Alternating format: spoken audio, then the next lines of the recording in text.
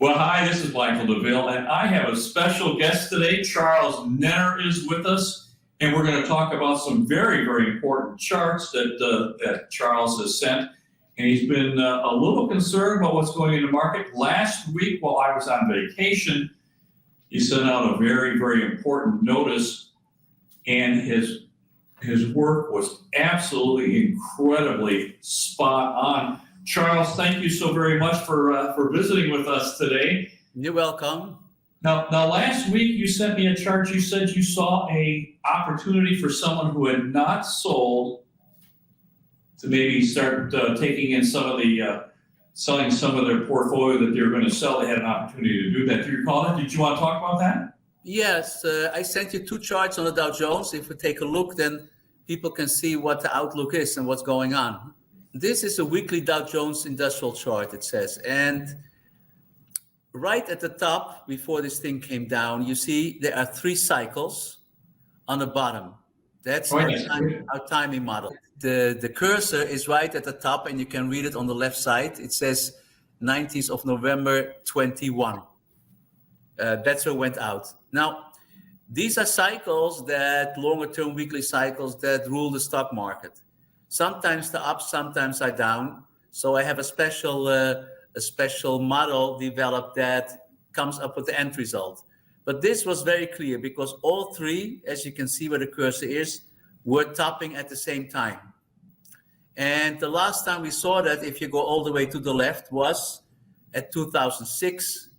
They were also toppling just on the left side of the chart. You can call it the crash from 2006, 7, 8. It was the last time when all three were topping. So I have been publishing that at least it should be the same situation, maybe worse, because we have the same configuration of the cycles.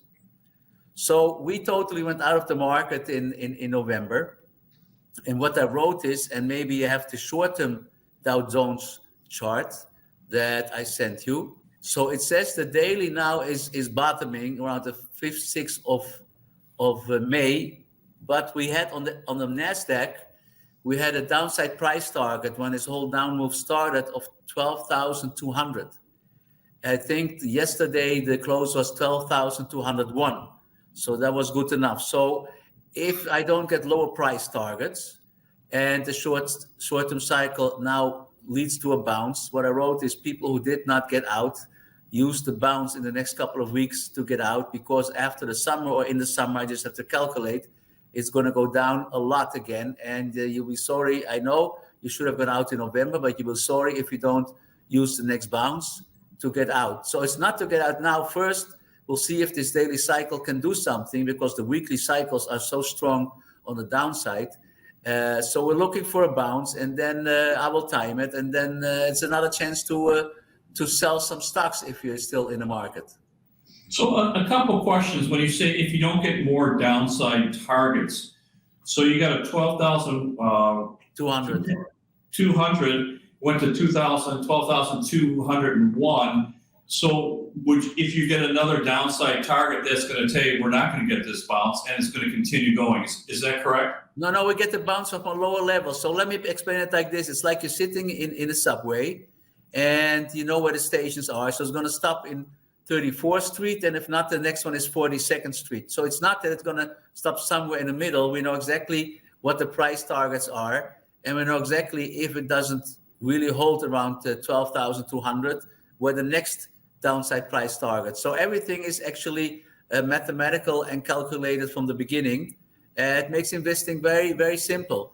But the major thing with my system is, if you're not a real speculator or a day trader, as you know, we have also intraday updates that tell you exactly what hour the market goes up and how much it goes up that day. But if you're not, then you take the weekly cycles, and then you make sure that when the cycles stop, you sell, and when the cycles bottom, you buy. And that keeps you out of trouble and takes out all the emotions out of investing. So you would say, let me go back to this last chart on the Dow Jones Weekly. So this is what we're talking about. So when you give a target in your research and say my target on the upside is 34,000 on the Dow, when it hits 34,000, then we should start removing some of our profits. Is that correct? Should start to sell? Yes, I don't think we'll get there, but if you follow my research, then you stay in until the cycle tops again. So we're talking about the short-term cycle that I just showed you, but it's going up against the weekly cycle. So it's going to be very difficult to get a good bounce going. When you say that it's very, very similar to the 2007, well, that was a really, really tough period to be an investor in any asset classes, let alone be someone who's working. So these three cycles are what's dominating the Dow Jones. Is that correct? Yes, but if you look at the numbers, this is actually worse than what we said in 2007, 2008. The amount of percentage that went down for the first 4 months, 5 months almost, is the biggest one in the last 80 years. Wow. So we're already down, I don't know, NASDAQ 25% or so. My target was going down 40% in 2008, which we did. So if this is the beginning, then it's going to be a difficult time ahead. So do you think you might exceed 40% down on a NASDAQ or Dow? Have you got any targets for that? No, but very long term, this down move can go down for a year and a half, 2 years. So can you imagine? Yeah, I can imagine. I lived through the 2008, 2009. We all lived through it, but it wasn't always the most pleasant time. So what you're seeing is the same pattern that we're having in both of these cycles. Is that correct? And then actually, I can make a case that if you're a fundamental investor, you're always too late, because now I can say, listen, the GDP is very low or negative. The inflation is very high. Of course, it's bad for stocks, but that wasn't in the media in November last year when we went out. So what I try to educate people is that don't wait for the news. You're always going to be too late. They're probably insiders who know already a year in advance what's going to happen.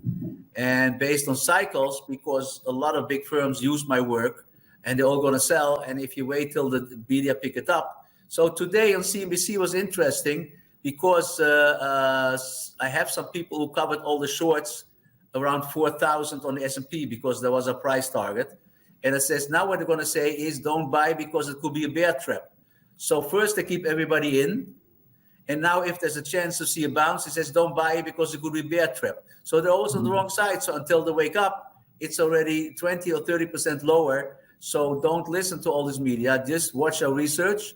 And it makes life very, very bearable being an investor. Well, let me go to that daily chart then, if I can. Yes.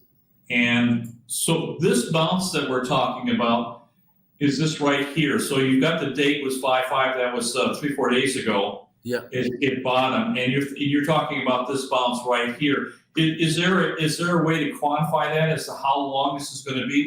How much up move we're going to get? Well, it's like I have to see the first up move, and then I can calculate the momentum, and then I know how high we go. But as long as it goes down, I cannot get an upward price target. And where that cycle exactly tops, I don't know. I think it's somewhere in June or so. So 3 or 4 weeks then maybe. Yeah. So we should take advantage. So as you look at the bottom and the top, the Dow Jones, you see actually this hit every top and every bottom. So it's pretty reliable, this daily cycle. Well, that's wonderful news. And if they pay attention to this, then they can probably, if they haven't gotten out, this is going to give them an opportunity to get out at a little higher prices. You know, oftentimes it's having cash to take advantage of these opportunities. If you don't sell, you don't have cash to do these things. And Charles, this is your longer term interest rates. Now, you and I talked about this actually. You know, I listened. You talked. I listened. Last November 2020, when you were very, very emphatic that interest rates were heading up. You can see them on your chart. They've been heading up for a little while, but you said it was time to get out of the bond market. And you said that when you and I had our interview. And look what happened in the first quarter of 2022. It's just hard to imagine. It was the worst quarter in 157 years for bond. I've been writing for the last 2 years. We went out at the high. Bonds were trading at 190 or so, and now they're 135. Wow. And I had back discussion. I said, listen, it has been a bull market for 40 years, and you get less than 1%, and inflation is 1%. If you think it's always going to be like that, stay in bonds, but it's definitely not going to stay. You just fell asleep because the bull market has been there for 40 years. Now, the amount of money that has been lost by institutions and pension funds is tremendous because there are much more people in bonds than in stocks still. And I show here the trend line that we have been watching for the last couple of years. And as you see, is now it's trading above the trend line. So this is a major break on the upside. So do you have an idea how high this is going to go for? This interest rates that you and I have talked about is an extremely long cycle. This is a 35 or 40-year cycle. So right. Do you know how in what time frame we're going to get an increase in the rates? I mean, are we looking at going to 10 to 12% in the next 2 or 3 years? Yes, definitely. Very short term, I didn't publish it yet. The inflation is going to be a little bit less for the next couple of months. It's interesting. When I say inflation is coming, people say no. When I say it's going to top, people say no. It's always the other way around. So for now, and that's one of the reasons we're now seeing a rally in the bond markets, which we went long a couple of days ago. We have seen a short-term top in inflation, but this is a situation that is going to be there for the next 30 years. So give it some time, and we definitely will go as high as in the 80s and probably worse. So, we've enjoyed inflation under 2% here in the United States since the year 2000, basically under 2%. Do you think for the next 20 or 30 years we're going to be way above that in inflation? Way above that, especially because of the situation with the money printing, and it had to go wrong one time, and everybody postponed it. Every Fed governor says, not in my lifetime. It started with Greenspan, and not in my time, and they push it forward so they will not go into history having a bad name. But now there's not much to do anymore. The very strange things going on, like the European Central Bank still has interest rates almost around zero with this inflation. Nobody seems to know how to fix this anymore. So it's going to be a big problem. And one of the problems is that they have no idea about cycles. They have no idea about long-term outlook. And even the Fed says, well, we'll take a look at the next month's numbers or the next meeting. And I don't understand that. What kind of a forecasting is that? Now, I have a hunch, I don't know if that's the right word, as you know, from Amsterdam, that they don't mind having inflation because, as you know, the United States owes a lot of money. And I once made a calculation. The same thing happened in the time of Roosevelt. And in the end, in the late 40s, actually they paid back only 10 cents on the dollar.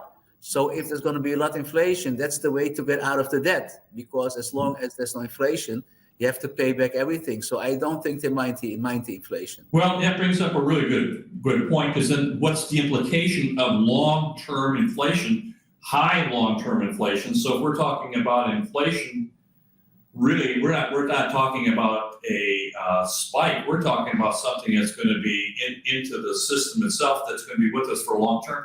Then we probably need to start, maybe there's going to be a shift from financial assets to tangible assets. So maybe people really need to start getting into things that are real rather than tangible, so that they can hedge their inflation, I would guess. And same with protecting their purchasing power. Is that correct?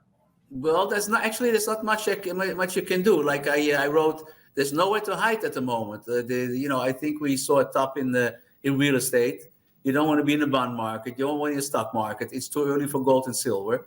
You don't want to be in cryptocurrencies. There's nowhere to hide. So I know you lose money because the inflation if you're in cash, but cash is king, like they say at this moment. It's probably going to, sometimes it's nice to be in cash for a short term. But I'm talking about, if you're talking 5, 10, 15, 20 years of inflation, that's going to change your outlook for your investing on a long term. Because you can't really look at things that are financial. You can do it maybe on a short term, but bonds would certainly be a terrible, terrible place to be in the next 15 or 20 years. So what are these European pension funds going to do if they have interest rates that, they bought bonds at below zero? Problem with politicians. I wrote in 2009, 2010 an article in the major paper. I says this is a time to go back into stocks, because the cycle bottomed in 2009. But of course, everybody was afraid, and the politician did not allow the pension fund to have a big amount of stocks. So they had to be, I think, a 70% bonds. So they're still in 70% bonds, and they bought bonds even when they get negative interest. So now they're using a lot of capital. And the problem is that the politicians and the government decides how much percent they can be in every asset. And they have no clue to go against the wave. What is going to happen? Because now, as the baby boomers, I mean, you're my age, you're going to start, instead of adding to these pension funds, they're going to start subtracting from. They're going to start using their benefits. So they're going to be taking their money out of the pension fund, and the pension fund will probably have lost an awful lot of money from these. Because I understand they have 70-80% of bonds in Europe. It's going to be a terrible situation. Well, that's the problem with all the people who thought I'm safe and I'm going to stay in bonds. I don't already people had a problem because they were in stocks because they get no rate of return in the bank, and now they're losing in all markets. So it's going to be very, very tough for people to retire. So this is another long-term chart. Now this is from the August of 20 is where you said it looks like this is pretty much where we peaked, and it looks like it's down. Is this the bounce that you're talking about that we're going to start looking for right here? Yeah, but on the weekly chart, it's still a couple of weeks away. But it's coming. Yes, it's coming. Maybe it started already. We started to buy bonds. I just have to see if I get an upside price target. So you asked me what can people do? Well, you have to become a little market timer, because I think it was a setup by institutions for years to say just hold for the long term. Because if people hold for the long term, the institutions can sell because they have to sell to somebody. And please don't listen anymore to the long term. What you do is, I just tell this because I see you as friend. People can go on my research and have it 4 weeks for free, at least to get an idea how investors that really know what's going on approach the market. But you have to do something. You cannot just sit and let your money disappear. Well, I'm so glad that you're doing this, Charles, because honestly, a lot of my clients, people I interact with, they're just a little lost. They're just a little bewildered. Really don't know what to do. And literally last week, you would have saved them tens of thousands of dollars just on a one daily call that you had with Well, not that. I remember that like half a year ago, we talked about people that you work with are in real estate. What can they do? I said, let them buy some put options on Toll or Lennar. Almost nobody did it, but the people who did it made, I think, 2,000% profit. Well, it was amazing. We did talk about that. Let me go to my next slide, because I think we've included those guys. You're absolutely correct. Another great call for you. So let's take a look here. All right. Well, here's Lennar, and you certainly did. So I did some work for people who are not totally convinced that cycles work. So as you saw in the Dow Jones, the 3 cycles, sometimes they're more, but this is the major cycle that moves Lennar. And what is interesting is from high to high to high to high is the same amount of weeks. So it has not too much to do with what the news is that comes out, because when it's a cycle top, it has to top, and when a cycle bottom is, it has to bottom. So even for people who are in real estate and they want to hedge their portfolios, they only have to know this cycle. What they do is they hedge themselves when the cycle tops, and they take off the hedge when the cycle bottoms. So I made this especially for our discussion, because this I guess is very clear that there is a regularity. It goes regular, the cycle. Now, if you want to fine tune it, I have to bring in other cycles, but then it's not as clear as this one. So this one, according to me, is clear that every so many weeks there's a top and a bottom. And listening to the news or being an investor, you have no clue if it's going to come or not, because you don't know what the news is going to be. Let's say 6, 7, 8 months out when the next cycle top appears. So what's the implication on this one, Charles? Is this saying that now, we have real estate's a separate asset class. Now, Lennar is in the real estate business, but we're looking at Lennar, which would be an equity, but it's still a business stock. So can we extrapolate this to anything? We can see what's happening. Will this lead over into my asset class? Yeah, what you see is the long-term cycle, the dominant cycle is down, I think, for a year and a half. Probably going to get some bounce again, but real estate doesn't look good, because this same thing happened in 2006. If you go to my website, you see I was on CNBC in 2006, and I says, you better get out of real estate. The whole thing is going to collapse. And part of it was based on the fact that Lennar and Toll Brothers, which you also will see later, came down strongly, and the insiders already sell. The owners of the houses and the real estate don't really realize what's going to happen. So is there a lag time between your cycles and in the real world in Lennar? So would Lennar's equity reflect into the real world at a lag of 6 months to 12 months? Well, that you can know better than me, because you in the middle of the real estate, and if you see when a cycle tops and you look at the real prices, then you can see what the lag time is. So the last time the Lennar started coming down, I think in 2006, and then things still looked okay. And I don't know exactly when the collapse started of the real estate. Well, the collapse in real estate was started in 2006. So it actually had a double peak. It had a peak in early 2006, and then it seems like it had a double peak, but all the momentum was done, and it double peaked again. But there was really no selling. There was no volume at all. There was just some latent pricing, but all the pressure was done in the first peak. But I do a little bit of timing, nothing like what you do. And my timing model says we still have another 12 to 18 months. So I don't know if that's a lag or if I'm just wrong in my cycle. So because we're really strong here. So we here in Phoenix, I mean, you can't get enough properties. We just don't have enough properties for the people who want them. We just don't. But I tell you, in 2006, I had a cleaning lady who almost didn't make any money, and she bought a very nice house. The bank gave her all the finances. So I'm not that quiet. I think this housing market will not hold up with these stocks looking like they are. Okay, that's what we need to hear. So you think the market are done? So this is going to go multi-assets. So the next. So my advice again is, if you see a bounce also in Toll Brothers and Lennar, watch for the cycle top. And now, if you didn't do it, please buy those puts, and you're totally covered. Perfect. Let's make sure we said that, because everyone understands that. So in your work and in mine too, it shows that we have some real turmoil coming.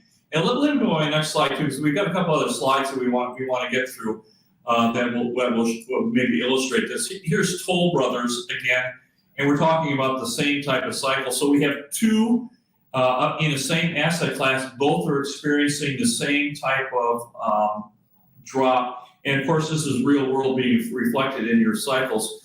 So again, same type of, I'm going to assume the same type of advice. It's time to really start thinking of an exit strategy or what you're going to do. Is that correct? Yeah, so this should convince everybody that there is an important cycle. And then it should also convince people that there are more cycles to fine tune it. So the much longer term cycles, the shorter term cycles. But first, I want to make clear that it's very hard to decide that this doesn't work. That's why I made these cycles for people who don't really believe in it. So the question I have, when we have the governments, can the government change the cycle or accelerate it, or no? They can't. Nothing. That's an interesting thing. I remember in the old days, well, it's not the old days, that Greenspan was testifying in Congress, and he talked about the business cycle. And he says there's a 4-year cycle also in the stock market, and it cannot be changed. There's nothing you can do about it.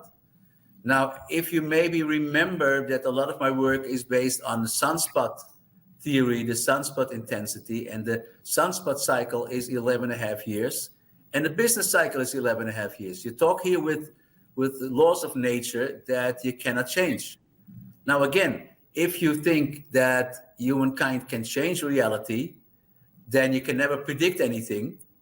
And like people that work for me used to talk to hedge funds and says, if you know something better than me, then use that. But there is nothing better than this. So then you get the question, do you think it's always going to work? I say, I don't know, but for the last 40 years, it's working fine. And who knows, maybe it continues to work. And if not, then we'll know by that time. It's just a law of nature. That means that when a cycle tops, a government, whoever is going to make a decision that later will say, oh, there was a bad decision, and that's why Toll Brothers came down. And if there's a bottom, then they're going to make a good decision. and we say, oh, that's why the stock goes up. It becomes more complicated and more of a mystery when you talk about a forecast for wheat, sugar, cocoa, lumber, because we don't know what the weather's going to be. And the weather always follows the cycles. So it's still something open to be discussed. Years ago, I said, when I retire, I'm going to write a book about it, but I don't think I'm going to do it. I'm too lazy. And Well, you're not retired. and I really don't know what the answer is. How can my computer know how wheat prices are going to function? We were long wheat because the cycle, multi-year cycle, was going straight up before they invaded Ukraine. And when they invaded Ukraine, everybody says, oh, now we know why wheat goes up. But it was already up for a lot. And I don't have an answer. I'm happy that it works. I'm happy for my clients that it continues to function well, but I cannot really explain it. Well, so the implication would be, let's just talk about Toll Brothers. So if you're representing a builder and you look at the chart and the chart's saying, hey, look, it looks like it's going to fall right off a cliff here. It's going to be really, really soft. It's going to be really bad. And we looked at your triple cycle where it's showing the three of them coming together just like it was in 2006 and 7. Well, then if you're a builder, you're going to say, well, then maybe I should not buy all this land and start developing. As a builder, you have to know where interest rates are going, and you have to know where lumber prices are going. Problem is that the bank doesn't tell you that knowledge is available, so you don't look at these things. But you can make a total calculation. They make calculations on the price of today, but that's not to make a calculation of when they're going to start and how long it's going to be and how much lumber I just give an example because I work with the Canadian banks that give out a lot of loans for people who are in lumber. So you have to know how long the lumber price goes up, when you should buy it. Maybe you have to buy a contract 4 months earlier when the price is low, but you have to know then what the cycle is, if it goes up or down the lumber price. So you have to know a lot of things. Well, it's perfect for this. I was thinking of this beforehand because this really gives you some forward planning. It's just great. Knows when you can put more emphasis onto what you're buying, and when you should add, when you should be aggressive, and maybe when you should be cautious. It works beautifully. Let me go to the next slide. So this is just another illustration. I put this in as Facebook. So did you not exit this at 326? Is that correct? So the question is, Facebook came down strongly based on bad numbers, even before the markets start coming down. So how did the cycle know that the numbers are going to come out bad? So the question is, were they bad or were they interpreted bad because the cycles was down? I once gave you the example, if you buy IBM at 100 and you hold it for a year, it goes 150 and the numbers come out and the numbers are great. If the cycle is up, then the stock goes up and the Wall Street Journal will write, well, people poured into IBM because they're doing great.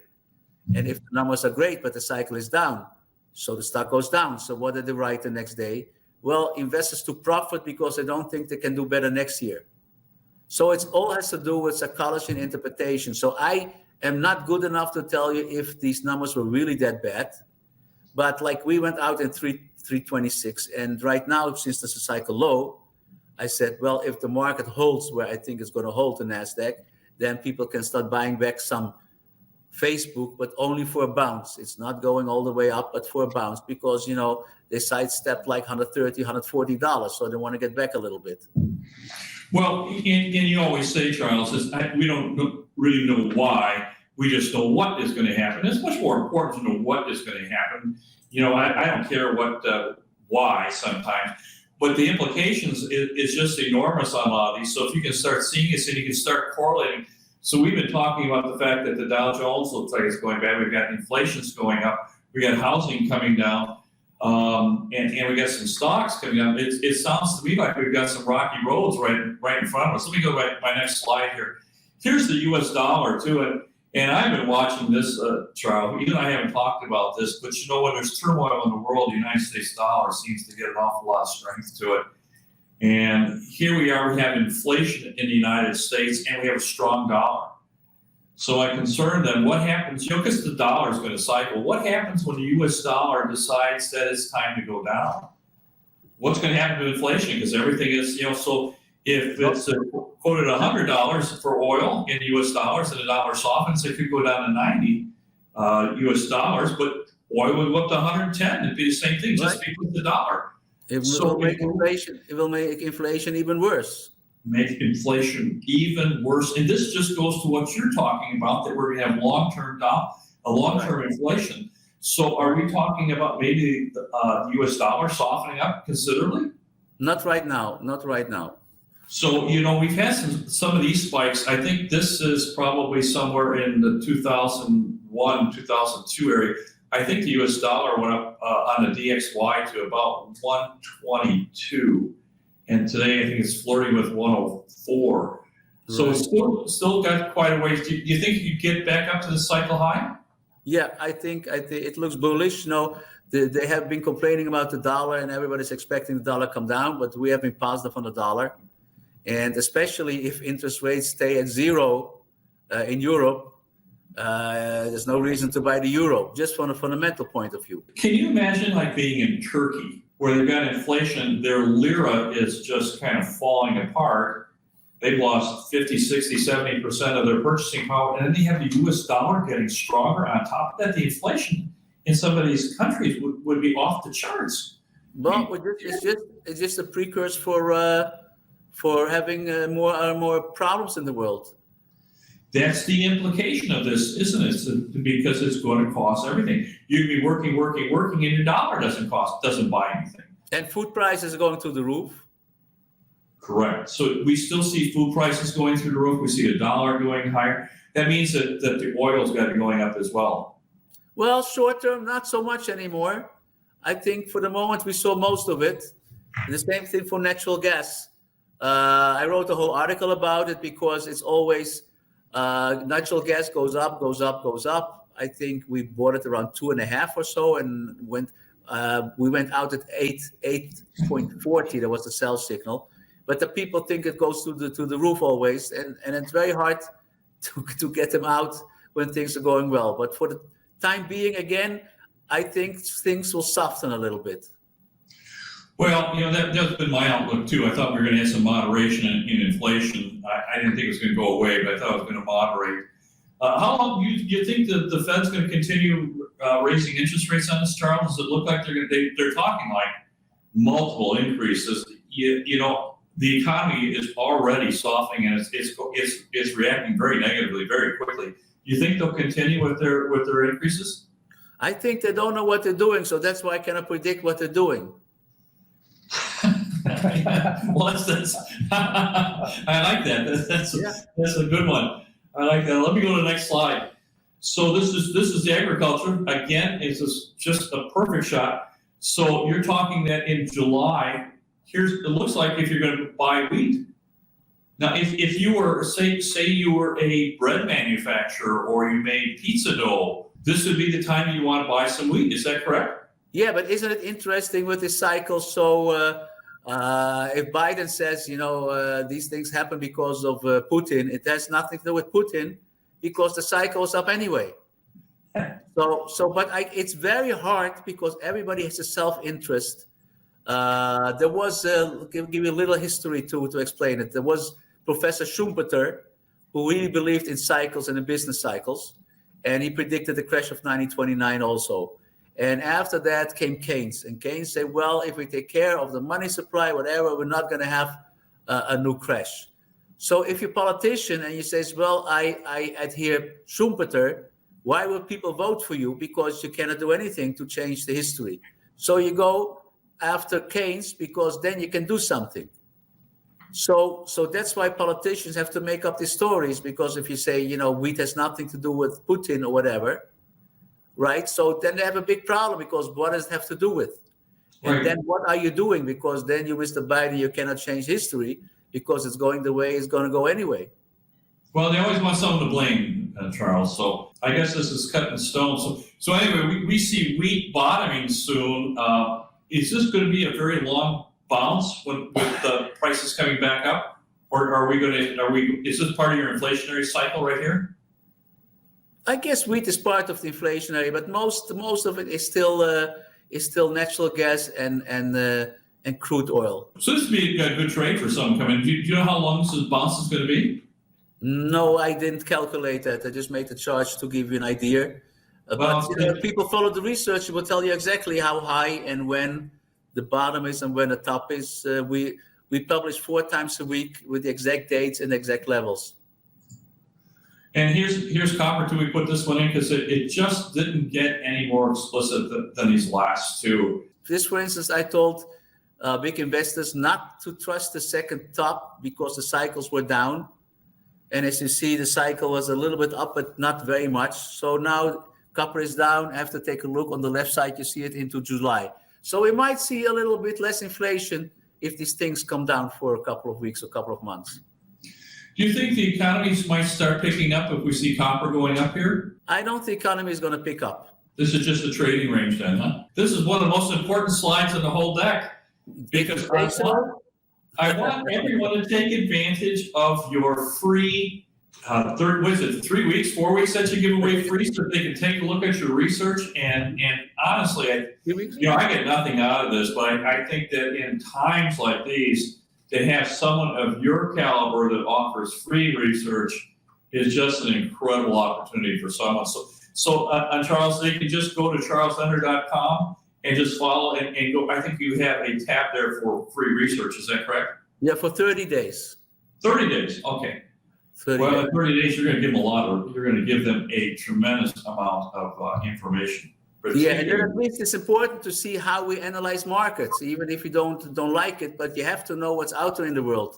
Yeah, and just because it isn't something that you like to see, you really need to know what's going on. It's just like if you go to a doctor and a doctor says, boy, you're really sick. I'd like to know what's wrong. I know I'm sick. I may not want to hear it, but I really need to know. Well, Charles, this has just been great. This is just, I always enjoy speaking with you. You're one of the brightest guys I know. Listen, I'm going to call it a wrap, and if there's nothing else that you want, we certainly appreciate it. It was an awful lot of your time. Thank you so very much for spending your time with us. My very best to you guys. Bye-bye. Bye-bye.